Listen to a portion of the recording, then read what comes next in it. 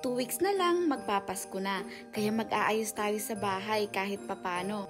And today, samahan nyo akong mamili ng mga Christmas decor sa shop na sa pagkakaalam ko makakabili tayo ng mura.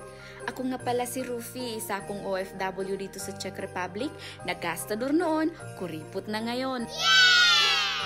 Pero bago tayo pumunta sa shop, dadaan muna tayo sa church para magpasalamat. And no matter how your situation is, always go back to Him. Mahal tayo ni Lord, lagi siyang nandyan para sa atin, and He always cares for us. At lagi lang siyang naghihintay sa pagbabalik natin sa Kanya. So, andito na tayo, kaya simulan na natin. Para kasi sa akin, hindi naman mahalaga kung mamahalin or mura yung Christmas decor pag hindi kaya. OFW nga tayo, di ba? Kailangan natin maging wais. Ang importante, yung laman ng puso mo, hindi yung bonggang-bonggang Christmas decor sa bahay mo.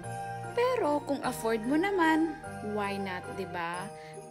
At kung may financial goal kayo next year sa 2026, Truly Rich Club can help you.